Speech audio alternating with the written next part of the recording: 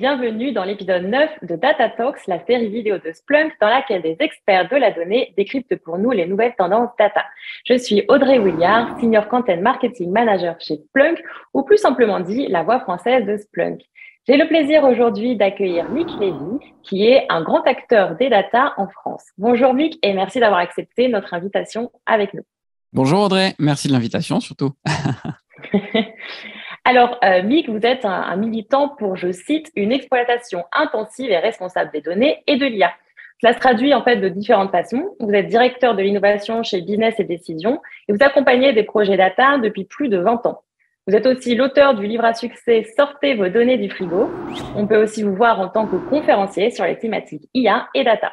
Enfin, vous êtes à l'origine du podcast French Tech qui interroge les impacts éthiques et sociétaux de la tech. Donc, j'aurais pu vous interroger en fait sur beaucoup de sujets, mais il fallait bien faire un choix.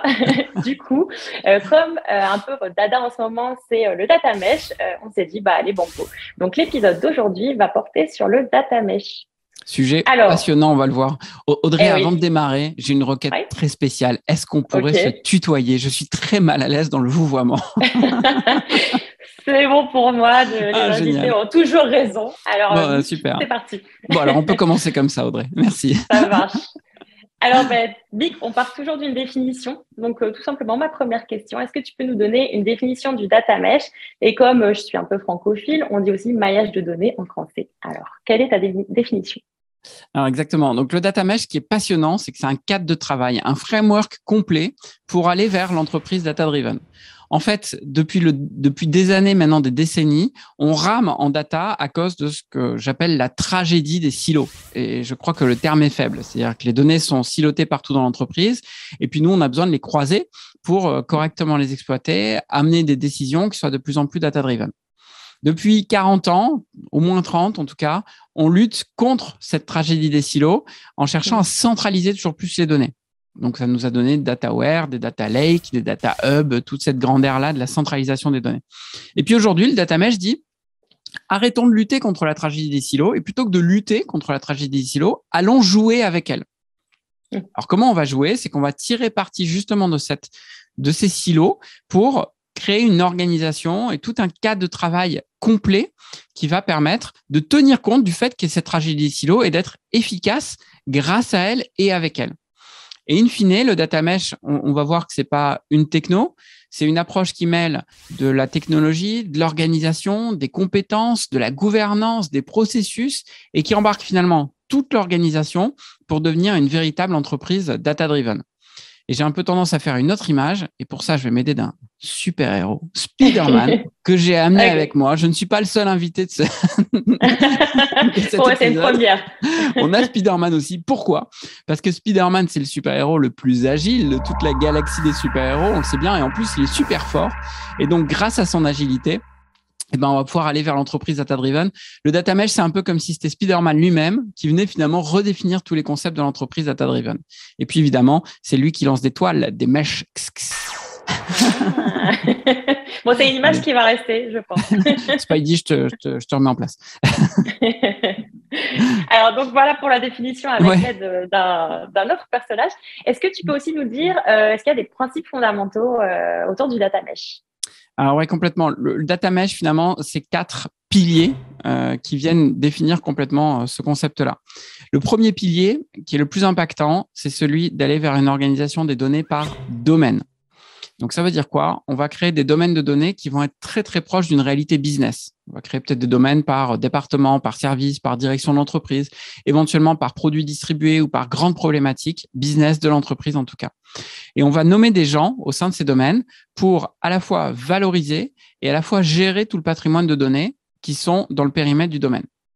Si on prend un exemple trivial, tu vas créer un domaine pour le marketing, un domaine pour le commerce, un domaine pour la supply, etc., etc. Tu vas avoir un data domain owner qui va être responsable de l'ensemble du périmètre. Et au sein du domaine, on va y raccrocher directement des capacités opérationnelles. Donc, les data engineers, les data analysts, les data scientists, pourquoi pas les data architectes qui sont aujourd'hui extrêmement centralisés au data office ou à la DSI, vont être du coup distribués dans les domaines qui vont être extrêmement proches des métiers. Et avec ça, on résout le problème clé des organisations data-centric, qui est finalement le fait qu'on crée des goulots d'étranglement sur les équipes qui sont très, très centralisées. Donc ça, c'est le premier pilier, organisation par domaine. C'est clairement le plus structurant, c'est celui qui va prendre le plus de temps à se mettre en place dans l'entreprise, où on n'y arrivera d'ailleurs pas pour tous les domaines. Mais il va résoudre énormément de problématiques. Deuxième pilier, c'est de travailler la data en tant que produit. Jusque-là, on parle de projet data. Il va peu à peu falloir parler de produit data. Alors, je vais te prendre un autre accessoire. Je suis très accessorisé ce matin, décidément. Une bouteille. Okay. Aujourd'hui, on traite la data comme des projets et donc c'est comme si on ne cherchait à traiter que l'eau et que on envoyait l'eau à travers la tête de nos utilisateurs pour qu'ils l'utilisent directement. Mais ça, évidemment, ça porte pas énormément de valeur et ça pose pas mal de problèmes d'exploitation ensuite pour les utilisateurs. Donc, ce qu'on va chercher à faire, c'est non seulement à créer l'eau, la data, ça ne va pas changer, mais aussi créer le contenant, la bouteille. On va parler plutôt de dataset. On va aussi créer toute l'information, donc l'étiquette, et puis toute l'information qui va aller avec le produit pour qu'il soit correctement utilisé. Est-ce qu'il y a de l'alcool dedans? Est-ce que c'est un produit qui est nocif? Est-ce que c'est de l'eau qu'on peut donner aux enfants, etc., etc. C'est pareil avec la data. On va pouvoir renseigner sur la qualité et globalement sur toutes les métadonnées. On va aussi mettre ces produits à disposition du domaine, des utilisateurs du domaine et des autres domaines via des processus standardisés. Donc, on va mettre en place des API, un peu comme quand on veut acheter une bouteille d'eau, on va se rendre dans un supermarché. Et puis, on va pouvoir faire aussi de la promotion de notre produit directement grâce à des data marketplaces en particulier. Donc, on voit que là, on est sur un concept avec ce pilier data as a product qui est finalement très méthodologique. Ça touche vraiment à la méthodologie et à la responsabilité que vont avoir les domaines, qui n'est plus seulement de mettre à disposition des données, mais de mettre à disposition des produits de données complets et même d'en faire la promotion. Donc ça, c'est ces deux premiers piliers, organisation par domaine et data comme un produit, qui viennent finalement distribuer la responsabilité. On travaille dans les domaines, au plus proche des métiers, et on va beaucoup plus loin dans notre exploitation des données. Et ensuite, tu as deux piliers, je vais aller plus vite, qui viennent, eux, fédérer les efforts, parce qu'il faut quand même qu'on garde un mode de fédération pour pas que ça reparte en live, comme on l'a connu il y a 40 ans dans le data chaos. Donc, ces deux piliers qui viennent fédérer finalement les efforts, c'est autour de la data platform. On va chercher à établir une data platform fédérée, partagée pour tous les domaines et qui doit être la plus souple possible, évidemment. Et un deuxième élément qu'on va fédérer, qui est la gouvernance des données. Donc, la gouvernance des données on va venir la fédérer au sein d'un catalogue, notamment de données qui va être transverse, utilisé par l'ensemble des domaines. Et donc, avec ces deux piliers qui viennent distribuer et les données et les responsabilités, et deux piliers qui viennent fédérer, notamment la technologie et la gouvernance, on crée un modèle qui est hyper cohérent et qui va vraiment permettre pour l'entreprise d'accélérer sur tous les sujets data et de donner le pouvoir de la data réellement à ceux qui en ont besoin, au métier, au domaine. Mmh. Ok, très clair. Est-ce qu'il y a des outils par rapport qu'on peut utiliser pour le data mesh? Je sais pas si tu auras besoin d'un accessoire pour ça. Mais... Alors, attends, non, là, j'ai pas d'idée. Alors, le data mesh est agnostique d'un point de vue technologique. Il n'y a pas une solution data mesh que tu vas pouvoir acheter et puis mettre directement dans ton système d'information. Ça ne fonctionnera pas comme ça. Le data mesh est agnostique d'un point de vue technologique. Donc, tu peux le faire avec ton vieux data warehouse à la papa sur une base SQL dont je ne citerai pas le nom, mais il y en a plusieurs qui sont très répandues. Et ensuite, tu vas avoir un certain nombre de technologies qui vont aider à mettre en place le data mesh et à accélérer, à y aller plus vite. Toutes les technologies data autour du cloud, dont Splunk est un éminent représentant d'ailleurs. Et je suis ravi de faire ce webinaire avec toi aujourd'hui, puisque Business et Décision et Orange, Business et Décision a été racheté par Orange il y a maintenant 4 ans, sont des gros partenaires de Splunk. On fait plein de projets ensemble, donc je suis vraiment ravi de pouvoir échanger avec toi ce matin par ailleurs. Bref, je reviens à mes moutons. Donc, Splunk va aider, effectivement, puisque technologie dans le cloud. Et puis, il y a aussi toutes les technologies de virtualisation des données qui vont très fortement aider à cette mise en place du data mesh. Maintenant, je le redis, ça n'est pas exclusif. On peut faire du data mesh avec tout type de technologie. C'est absolument pas, c'est une approche agnostique d'un point de vue technologique. D'accord, ok. Ça marche. Et donc, toi, tu as suivi pas mal de projets, je pense, data mesh depuis quelques années. Est-ce que tu as vu des bonnes pratiques à suivre que tu aimerais partager avec les gens qui nous suivent aujourd'hui? Oui, bien sûr. Alors, on a beaucoup de clients qu'on accompagne effectivement sur leur route vers le data mesh. Si jamais vous entendez une entreprise ou un fournisseur de solutions qui vous disent « on a fait un projet data mesh, notre client est totalement data mesh, ça y est », ne les croyez pas. D'accord. Ce n'est pas possible. Le concept a été inventé en 2018, popularisé entre 2019 et 2020. Et le livre fondateur de la créatrice de ce concept, elle s'appelle Zhamak Dehghani, est sorti en avril 2022. Ah oui, ok. Donc, on est face à quelque chose d'extrêmement récent, mais qui va extrêmement vite parce que c'est un super modèle vraiment pour l'entreprise data-driven. Alors, comment on y va ? On a plusieurs approches. D'abord, il va falloir y aller pas à pas. Donc, peut-être avoir un domaine pilote. Peut-être commencer uniquement sur la partie data product en définissant un premier produit et en appliquant tous les éléments méthodologiques de ce qu'est un produit de bout en bout. Travailler évidemment sur les plateformes fédérées, mais ça, on n'a pas attendu le data mesh. Ça fait des années que les DSI et que les Chief Data Officers travaillent sur des plateformes qui soient le plus fédérées possible. La gouvernance fédérée aussi est un accélérateur, mais ça aussi, on n'a pas attendu. On n'a pas attendu le data mesh pour aller là-dessus. Donc, il faut continuer à faire cet effort-là de fédération, évidemment. Ouais. Et puis voir comment embarquer les métiers. Et pour ce faire, chez Business et Décision, on a mis au point une méthode assez sympa. On a créé un atelier interactif sur une journée qui s'appelle le Data Mesh Bootcamp et dans lequel on réunit une quinzaine de personnes de l'entreprise, de la DSI, du Data Office et puis bien sûr des métiers pour arriver à établir un plan d'action qui soit priorisé et qui soit planifié sur 3 mois, 1 an, 3 ans pour se donner une route pour aller vers le data mesh. Et là, tout le monde est embarqué, comprend bien à quoi ça sert, comment ça va transformer l'entreprise. Et puis, ça permet ensuite de lancer les efforts. Ça marche super bien. Donc, si vous voulez aller vers ça, je suis votre homme. D'accord. Bon, du coup, data mesh, je te dis, c'est vraiment un concept hyper récent. Malgré tout, est-ce que tu as pu déjà voir des mauvaises pratiques, des gens qui sont engouffrés dans ces projets et qui sont tombés dans les mêmes travers? Alors, la mauvaise pratique serait de chercher à y aller d'un coup ou de se dire, voilà, c'est la solution, on va l'appliquer d'un coup partout. Ça n'existera pas. D'ailleurs, il y a un grand débat sur le marché. Est-ce que le data mesh n'est pas une utopie ? Est-ce que c'est atteignable ?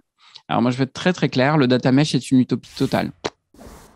Je ne crois absolument pas que dans les 3 à 5 ans, on aura des entreprises traditionnelles, j'entends, pas du secteur de la tech, mais qui auront totalement switché sur des modes data mesh et pour tous les services de l'entreprise. On va y arriver par petits bouts, oui, mais pour tous les services, je crois que la maturité de data, notamment dans les métiers, n'est pas assez forte pour que ça puisse s'appliquer partout. Par contre, c'est une utopie qu'il faut suivre. À mon avis, c'est comme une étoile du Nord. L'étoile du Nord, on va jamais tomber dessus. D'ailleurs, Icare s'y est risqué, ça s'est très très mal terminé, chacun le sait. Donc, on va pas chercher à atteindre l'étoile du Nord. Par contre, on sait qu'à chaque fois qu'on marche vers l'étoile du Nord, on va dans la bonne direction. On crée de la valeur. On embarque avec nous les métiers. On rationalise notre existence en système d'information et on permet que la data soit véritablement au service du business. Donc, il faut aller vers ça sans toutefois se dire on va être parfait, on va l'atteindre totalement et on va pouvoir tout changer d'un coup. Ça va être vraiment ça l'écueil à éviter, se garder de vouloir aller trop vite ou se garder de vouloir l'appliquer comme un cahier des charges pour toute l'entreprise. Ça ne fonctionnera pas. D'accord, ok. Bon, écoute, le mot de la fin, c'est un peu la prospective, c'est comment tu vois le data mesh dans le futur. J'ai l'impression que pour toi, c'est une utopie, c'est ça ta vision pour l'avenir? Alors pour moi, c'est une utopie, mais une utopie qu'il faut absolument suivre. C'est la première fois, moi ça fait 22 ans que je travaille dans la data sur le terrain, et c'est la première fois qu'on a un modèle aussi complet pour l'entreprise, pour valoriser les data pour toute l'entreprise. Les derniers modèles qui pourraient se rapprocher de modèles, en vérité, c'est ceux du data warehouse, dans lequel il y avait aussi l'organisation qui était décrite, l'organisation des compétences, etc. Mais il date de 30 ans. Le data warehouse, les concepts qui ont été faits par Bill Inman, 1991. Depuis, c'est la première fois qu'on a un modèle qui ne soit pas que technologique et qui embarque véritablement toute l'entreprise. Donc, je pense que dans le futur, le data mesh va de plus en plus s'imposer, en réalité, va de plus en plus être suivi comme le modèle à suivre par toutes les entreprises pour aller vers des modèles data-driven, donc qui mettent la data au cœur du business et au cœur de toutes les prises de décision. Et puis, on va certainement avoir une offre technologique qui va arriver de plus en plus fort pour permettre cette mise en œuvre du data mesh. Donc, avec du partage de données, avec des data marketplace, avec des API qui vont se généraliser de plus en plus, avec de la gestion de modes d'accès aux données qui vont être de plus en plus simplifiés aussi, et aussi avec ce qu'on appelle de l'observabilité des données. Donc, la capacité des outils à surveiller le cycle de vie des données de bout en bout et de surveiller la qualité, de superviser la qualité des données de bout en bout depuis la collecte jusqu'à l'ensemble des usages analytiques. Et je sais d'ailleurs que Splunk a de belles solutions sur le sujet. C'est ça, exactement. Bon, bah, écoute, merci beaucoup. C'était le mot de la fin. Je pense que tu as su nous donner ta passion pour le data mesh. On voit que c'est un sujet Qui qui te m'anime. fait vivre, voilà, qui t'anime. Et c'est intéressant de voir que bah, c'est un sujet qui est au tout début, en fait. Donc, comme tu le disais, donc ça va encore Ouais, évoluer. Donc, on c'est va clair. suivre ça de très près. Donc, merci beaucoup. Et peut-être Euh, pour ceux qui nous, pour ceux qui nous ouais. regardent, pour aller plus loin, donc on a sorti là tout récemment un livre blanc sur le data mesh. Donc c'est une Mhm. cinquantaine de pages qui ont été écrites par les experts de business et décision avec des témoignages des clients qu'on a accompagnés avec tout ce qu'on s'est raconté là, mais évidemment de Ouais. manière beaucoup plus détaillée, plein de bonnes pratiques, etc. Donc on vous met l'adresse, je crois. N'hésitez Ouais, pas on va mettre. Mhm. à télécharger ce livre blanc pour aller plus loin. Ça marche pas. Merci, Mick, et à très bientôt. Merci Euh, Audrey. pour ceux qui nous ont suivis aujourd'hui, n'hésitez pas à liker, à commenter, à nous dire si ça vous a plu, si vous voulez d'autres sujets. Là, on était au 9e épisode. Donc, si vous venez de nous découvrir, il faut savoir qu'il y a encore plein d'épisodes à rattraper. D'ailleurs, tu en as parlé, Mick. On a parlé de la gouvernance des données, de l'observabilité des données, de la visualisation. Enfin, il y a plein de sujets passionnants. Donc, on vous dit à très bientôt. Rendez-vous au prochain épisode et passez une excellente journée.